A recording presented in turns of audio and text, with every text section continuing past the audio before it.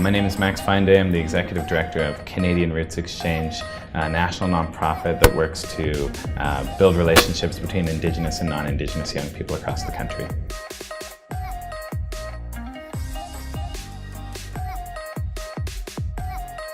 So I come from Saskatchewan. I have a very proud Cree father and a proud Norwegian mother.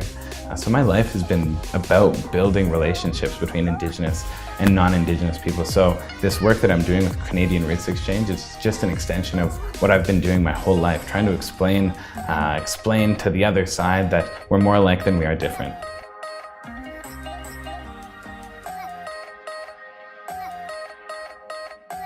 I think a part of this is success. It's having these conversations that my parents' generation weren't able to have, my grandparents' generation weren't able to have. I see success every day in talking with young people about what reconciliation really means for this country and seeing their view and their ideas that come from those conversations.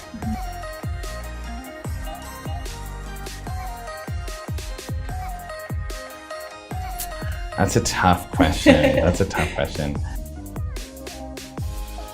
You know, Indigenous people are the fastest growing population in Canada, in the entire country.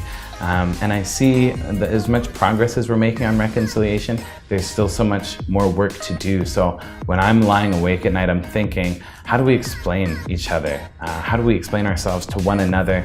Make sure that, you know, Indigenous people and Canadians understand that our well-beings are interconnected, that my well-being is connected to yours.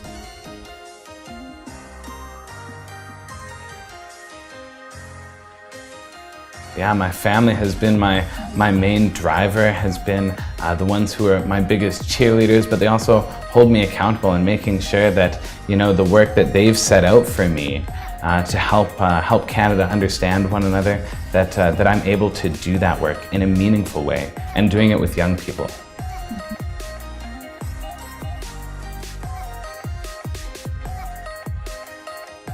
It was a big decision to leave Saskatchewan for me and move to Ontario, move to a big city where I didn't know many people. That was a really hard decision. I had a lot of fear. It was really uncomfortable. But in coming to Toronto, in seeing this place and making friends and building community here, I've been able to do work on a national scale. To talk with young people who I don't know before about what reconciliation means for downtown Toronto, for all of Ontario, and right across the country too.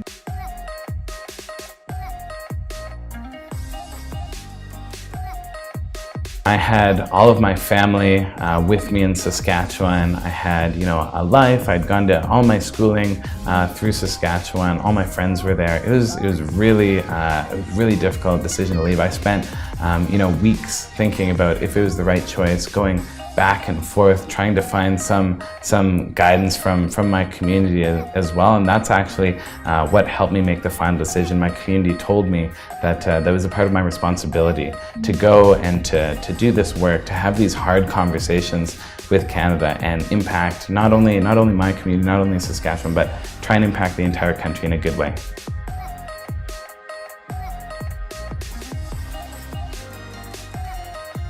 In Cree, we say akamemo, and akamemo, it means to persevere, to keep going. And you know, reconciliation work, it can be hard sometimes. It's not always sunshine. But whenever I have those hard days, those hard moments, I go back to my community, and they always say akamemo, to keep going, because this work is worth it.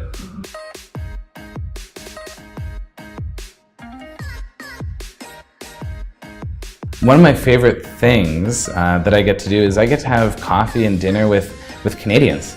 Everyday average people who don't have a lot of understanding or a lot of knowledge about Indigenous people, and whether they be working in finance or working in nonprofits or just young people who are still in high school or university, I get to talk to them about what they think about reconciliation, about how they feel unprepared because their schools didn't teach them about Indigenous history or knowledge or worldviews or people at all.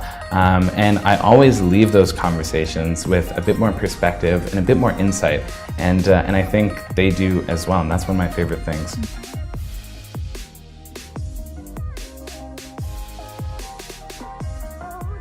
I look at where I am.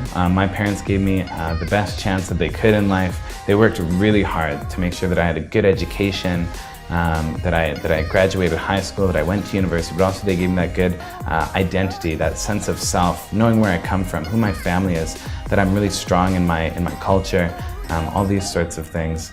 And I want that for everyone else as well. I think when I think about being a change maker and having this responsibility that I bear in this organization, in my community, I don't want people to see me and think we're so far ahead, we're making a lot of progress. I want people to see thousands of young people who are connected to their culture, who have great ideas about how to move this country forward, and then say, now we're making progress.